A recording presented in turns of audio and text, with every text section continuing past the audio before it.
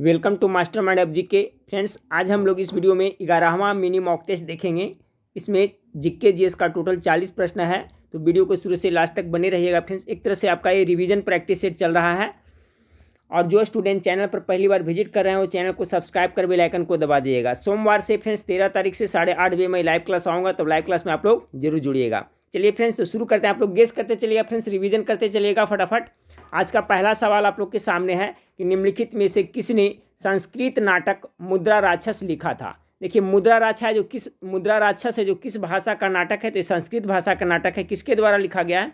पहला का correct answer क्या होगा? Option number D, Vishakh Datta के द्वारा लिखा गया है।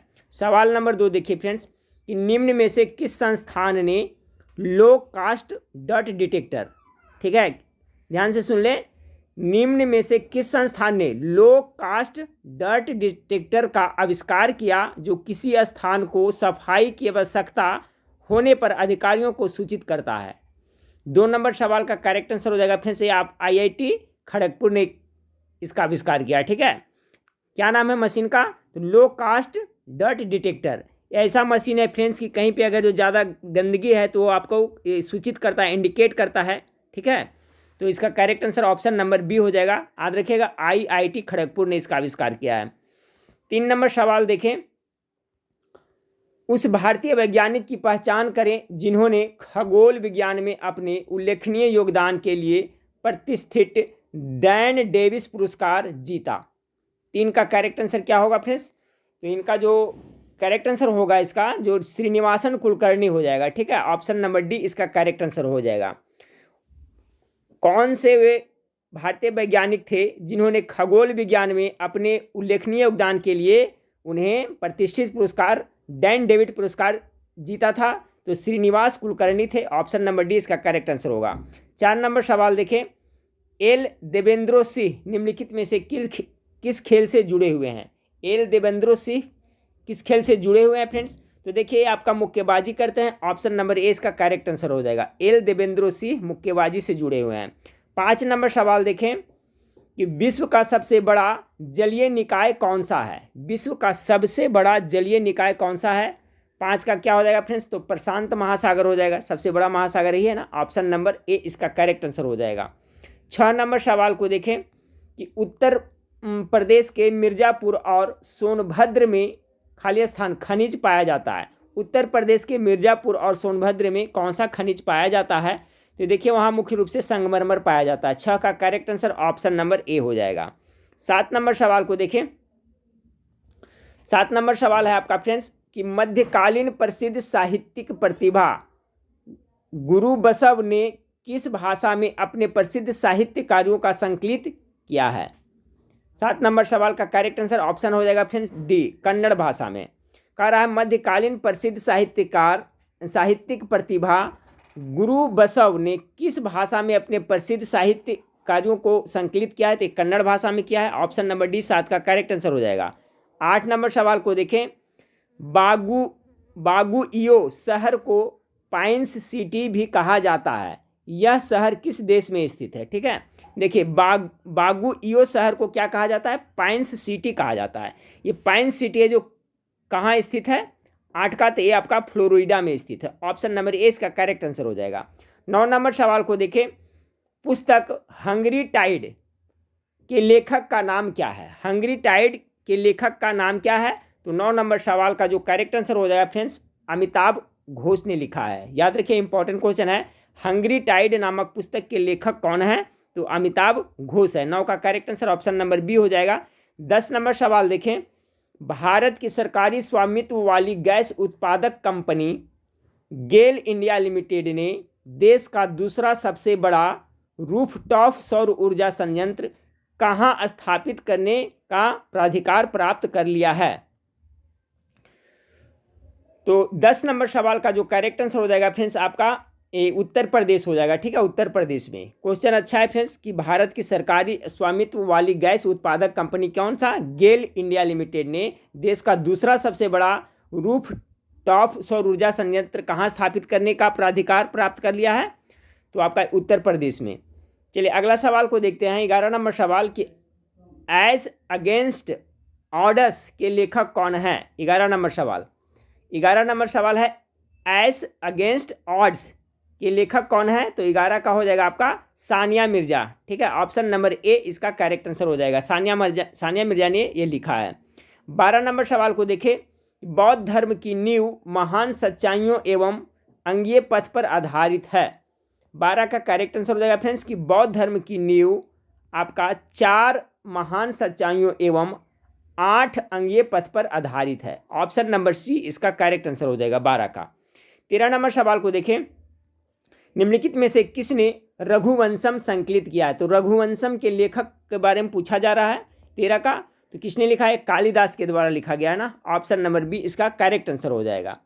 14 नंबर सवाल है, अनघा देशपांडे निम्नलिखित में से किस खेल से जुड़ी हुई है? अनघा देशपांडे 14 का जो करेक्ट आंसर हो जाएगा फ्रेंड्स ये क्रिकेट से जुड़ी हुई है। ऑप्शन नंबर बी इसका करेक्ट आंसर हो जाएगा। अनघा देशपांडे निम्नलिखित में से किस खेल से जुड़ी हुई है? तो इसका क्रिकेट करेक्ट आंसर होगा 14 का बी। 15 नंबर सवाल को देखें। 15 नंबर सवाल आपका है आर्टिफिशियल, इंपॉर्टेंट क्वेश्चन है फ्रेंड्स, एग्जाम में पूछा जा सकता है। ठीक है, अनघा देशपांडे निम्नलिखित में से किस खेल से जुड़े हुए? तभी मैंने बताया आपका ये आपका 14 का आपका क्रिकेट से जुड़े हुए हैं अनघा देशपांडे। बहुत कम आदमी इसका नाम सुने होंगे फ्रेंड्स, लेकिन याद रखिएगा अनघा देशपांडे हैं जो आपका क्रिकेट से जुड़े हुए हैं। 14 का करेक्ट आंसर बी हो जाएगा। और 15 नंबर सवाल को देखिए फ्रेंड्स। 15 नंबर सवाल है आर्टिफिशियल इंटेलिजेंसी आधारित सबपेस, ठीक है, सबपेस पोर्टल किसके द्वारा लॉन्च किया गया है? 15 नंबर सवाल है कि आर्टिफिशियल इंटेलिजेंसी आधारित सबपेस पोर्टल किसके द्वारा लॉन्च किया गया है? तो ये आपका सर्वोच्च न्यायालय के द्वारा लॉन्च किया गया। ऑप्शन नंबर ए 15 का करेक्ट आंसर हो जाएगा। 16 नंबर सवाल को देखिए। हाँ फ्रेंड्स, तो सवाल नंबर 16 देखिए। सवाल नंबर 16 आपका है कि हरे कृष्णा मेहताब द्वारा लिखित पुस्तक ओडिशा इतिहास का विमोचन किसने किया? देखिए इसमें 2 सवाल बन रहा है, दोनों को याद रखिएगा कि ओडिशा इतिहास के लेखक कौन है फ्रेंड्स? तो हरे कृष्णा मेहताब के द्वारा यह पुस्तक लिखा गया है। पूछा जा रहा है इसका विमोचन किसने किया है? तो करेक्ट आंसर ऑप्शन नंबर ए नरेंद्र मोदी ने किया है। नेल्सन मंडेला विश्व मानवतावादी पुरस्कार 2021 से किसे सम्मानित किया गया है? 17 नंबर सवाल। तो 17 नंबर सवाल का जो करेक्ट आंसर होगा फ्रेंड्स इसमें आपका option number A Rumana Singh Sehgal को सम्मानित किया गया है। 18 नंबर सवाल को देखिए कि हाल ही में किस राज्य के आदिवासी समुदाय द्वारा सिग्मो उत्सव का आयोजन किया गया? तो 18 का जो करेक्ट आंसर होगा फ्रेंड्स गोवा के द्वारा। ठीक है, हाल ही में किस राज्य के आदिवासी समुदाय द्वारा? तो गोवा के आदिवासी समुदाय द्वारा सिग्मो उत्सव का आयोजन किया गया। 19 नंबर सवाल देखिए, FIAF अवार्ड 2021 से किस बॉलीवुड अभिनेता को सम्मानित किया जाएगा?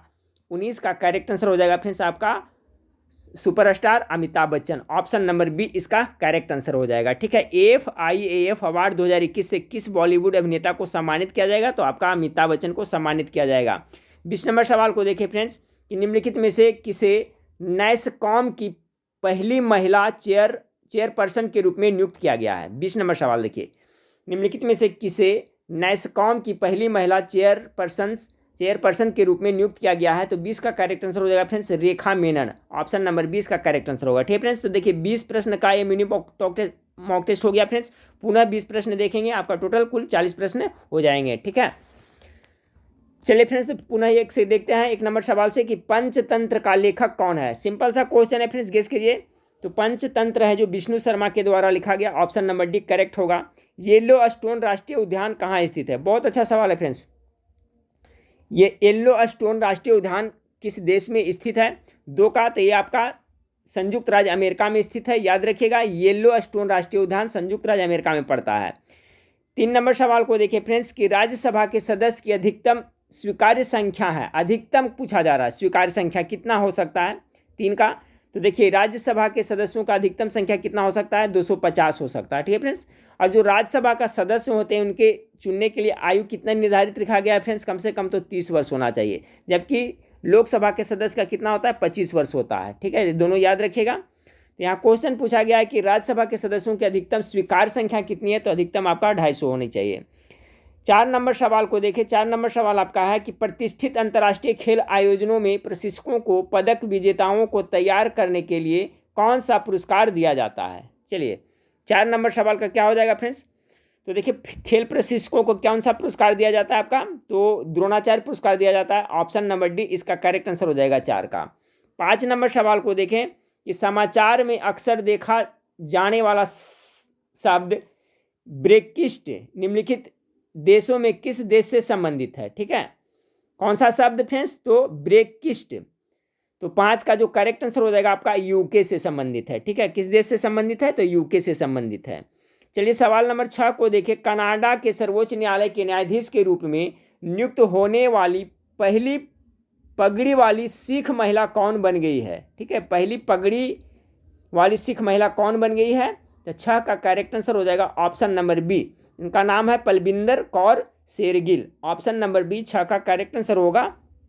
अच्छा सवाल है फ्रेंड्स करंट अफेयर्स का कि कनाडा के सर्वोच्च न्यायालय के न्यायाधीश के रूप में नियुक्त होने वाली पहली पगड़ी वाली सिख महिला कौन बन गई है, तो पलविंदर कौर शेरगिल। 7 नंबर सवाल को देखिए, शिवशंकर प्रसाद चौरसिया का संबंध किस खेल से है। शिवशंकर प्रसाद चौरसिया, 7 का करेक्ट आंसर हो जाएगा फ्रेंड्स, एक गोल्फ खेलते हैं। ठीक है, ऑप्शन नंबर 1 करेक्ट आंसर होगा। शिवशंकर प्रसाद चौरसिया का संबंध आपका गोल्फ खेल से संबंधित है। 8 नंबर सवाल देखिए, ऐश्वर्य आइल फील्ड खाली स्थान में है, तो देखिए ऐश्वर्य आइल फील्ड है जो किस राज्य में है, तो ये आपका पड़ता है फ्रेंड्स राजस्थान में पड़ता है, याद रखिएगा। ऑप्शन नंबर सी इसका करेक्ट आंसर हो जाएगा।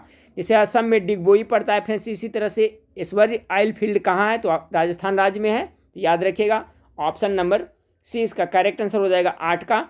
9 नंबर सवाल देखिए कि ग्रीनविच में दोपहर के 12 बजे हैं, 82.5 डिग्री पूर्वी देशांतर पर इस समय कितना समय हुआ होगा। चलिए 12 बज रहे हैं फ्रेंड्स, दोपहर के 12 बज रहे हैं, तो 82.5 डिग्री पूर्वी देशांतर पर इससे कितना समय होगा, 9 का। तो देखिए फ्रेंड्स सभी को पता है कि ग्रीनविच से हम लोग कितना आगे चलते हैं, 5.5 घंटा चलते हैं आगे। ठीक है, तो दोपहर का 12 बज रहा है, तो दोपहर 12 बजे से 5-5.5 घंटा जोड़ दिए तो कितना हो जाएगा, 5:30 PM हो जाएगा। ठीक है, AM नहीं होगा, PM हो जाएगा, यानी ऑप्शन नंबर ए इसका करेक्ट आंसर होगा। 9 का करेक्ट आंसर ऑप्शन नंबर ए हो जाएगा। 10 नंबर सवाल है कि गौतम बुद्ध ने अपना पहला उपदेश दिया था, कहाँ दिया था फ्रेंड्स, सारनाथ में दिया था। ऑप्शन नंबर डी इसका करेक्ट आंसर हो जाएगा। 11 नंबर सवाल को देखिए, करा विश्व के सबसे प्रतिष्ठित अंग्रेजी भाषा साहित्यिक पुरस्कार का नाम क्या है। 11 का गेस कीजिए फ्रेंड्स, इसका राइट आंसर क्या होगा। विश्व के सबसे प्रतिष्ठित अंग्रेजी भाषा साहित्यिक पुरस्कार का नाम क्या है, तो 11 का करेक्ट आंसर हो जाएगा फ्रेंड्स ऑप्शन नंबर डी, मान बुक्कर पुरस्कार। ठीक है, याद रखिएगा मान बुक्कर पुरस्कार साहित्य के क्षेत्र में दिया जाता है, याद रखिएगा। 12 नंबर सवाल है, बेसिन की संधि पर किस वर्ष हस्ताक्षर किए गए थे। बेसिन की संधि कब हुई थी, तो 12 का जो करेक्ट आंसर हो जाएगा फ्रेंड्स 1802 ईस्वी में बेसिन की संधि हुई थी। Option number C correct answer हो जाएगा। 13 नंबर सवाल देखिए, 13 नंबर सवाल है कि अनमैया, ठीक है, अनमैया मध्ययुगीन काल के एक कवि गायक थे, वे किस वर्तमान भारतीय राज्य से संबंधित थे। ठीक है, यानी अनमैया मध्ययुगीन काल के क्या थे, गायक थे, कवि थे, वो किस राज्य से बिलोंग करते थे। 13 का करेक्ट आंसर आंध्र प्रदेश से बिलोंग करते थे। ठीक है, 14 नंबर सवाल को देखें कि सप्तवर्षीय युद्ध 2 देशों के बीच लड़ा गया था, उन देशों में से एक फ्रांस था, दूसरा देश कौन सा था। ठीक है, 100 साल का युद्ध भी आप लोग सुने होंगे फ्रेंड्स, किनके बीच लड़ा गया था, तो इंग्लैंड और फ्रांस के बीच में लड़ा गया था ना, यानी कि ब्रिटेन हो जाएगा और फ्रांस हो जाएगा। तो 14 का correct answer option number D हो जाएगा, याद रखिएगा। ब्रिटेन यानी इंग्लैंड या फ्रांस या ब्रिटेन या फ्रांस के बीच में ये सप्तवर्षीय युद्ध लड़ा गया था।